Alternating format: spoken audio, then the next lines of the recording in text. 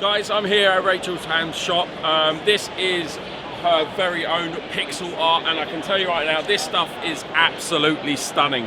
Everything here has been created pixel by pixel, literally dot by dot by Rachel, and she's taken like games that could be brand new games and then putting the pixel art on it, making it look like that retro game you used to play when you were younger. This artwork is one of a kind. Everything is custom, and as you can see, beautiful stickers, nice prints, even play mats over here. Check out Rachel Ham Shop, you won't be disappointed.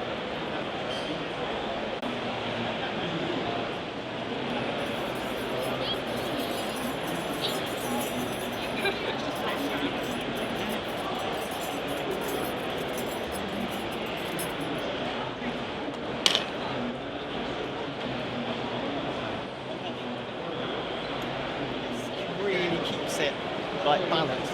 It's a great system. The core set is great. I would always advise it as like the entry thing, but you can also just pick up like 2 teams.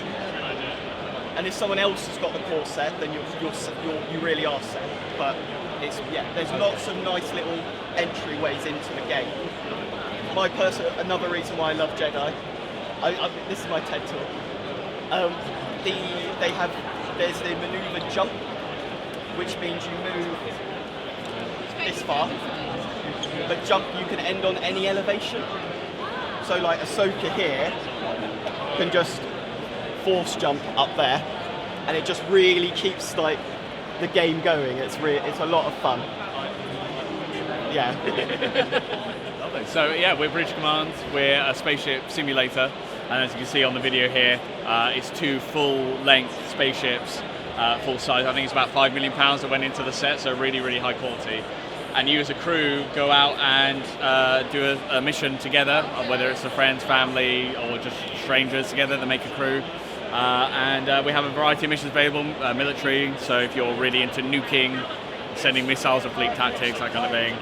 But if you're more into diplomacy and talking to real people, we have live actors that come onto your ship. So we will be a prisoner or a diplomat or whoever that comes on there. You have to interact with us, obviously, and complete your mission. But the way you do that is very much up to you. So it's kind of got like a bit of like a live D&D sci-fi spin to it. How you go about what you do, we will react to in the moment.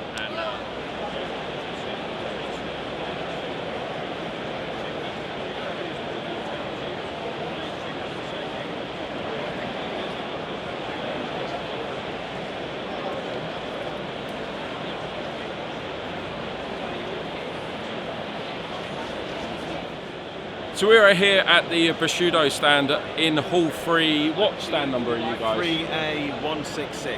3A166. It's a mouthful. Yeah. It is. There's a lot of people out there that might have heard about Bashudo but don't really know much about it. Alex here is going to run us through how we should start. So Alex, take it away. How should someone start if they're really interested in getting into this game? Yeah, well, I've got a few options. One is the 2-player starter set. That contains 10 models. They're Ronin models, so mercenaries in the game. They're a really good place to start. You've got 2 families that are at war with each other. You've got all the rules for those models, a rule book, full rule book, token sheet in there as well. And it's quite a different take on the 2-player starter sets because they're not individual factions, and you can use them as you advance in the game if you pick a faction of your own. Next option would be to pick a faction starter set.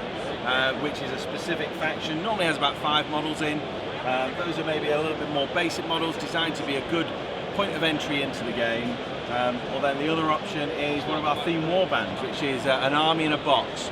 The game is played, instead of points we use rice, normally at 100 rice, and these are all 100 rice warbands with a little bit of customizability in there as well.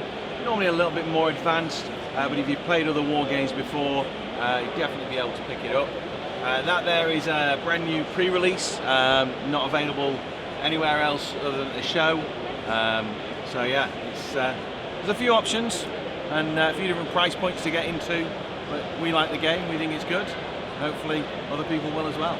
So right now, this weekend, there's a few bits happening for Bushido. I believe one of our good friends, Esmeralda, is over in Hall 4 right now. And what's she doing right now? What's happening with her? That's a narrative event. So the game is a really sort of tight rule set that plays well at tournaments, but also, there is a lot of customizability with sort of scenarios and things like that. So a member of our community came to us and suggested sort of running this narrative event with all sorts of weird and wonderful scenarios that he's designed. So he's running that over there today. And then tomorrow we have our Grandmasters event.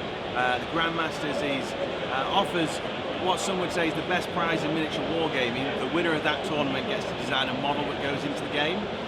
So they'll work with our rules team and also the concept artists to come up with a design for a model that is an active model in the game forevermore. So I'm here at the Aethermon stand. This game here is, let's say, a very cooperative game. It is a very simple game, but I'm guessing a lot to it. Alex, tell us about it. Alright, so this is Ethon Collect. It's a set collection game. You can play either cooperatively or competitively.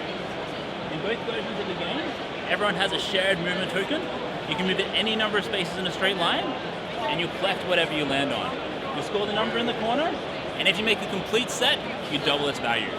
So when you're playing cooperatively, you want to line up your moves to make it easier for other players to make that set. Competitively, the goal is to make it hard for other players to make those sets. Either way, it's about a 1 minute teach and take place in about 10 minutes. So, is there anything beyond it?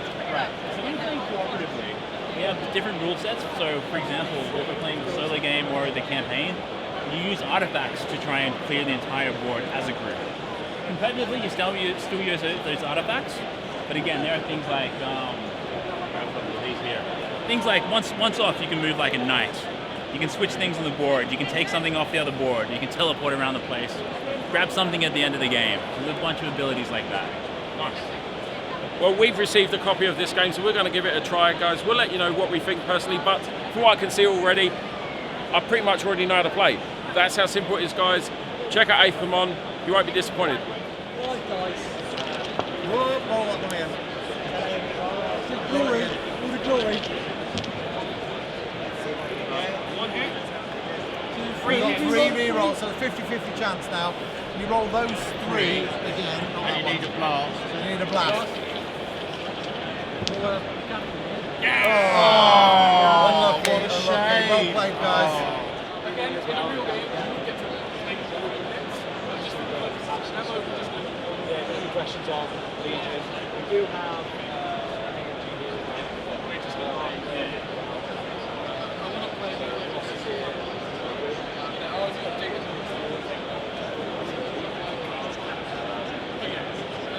so, you're going to go first. So, first thing we need to do.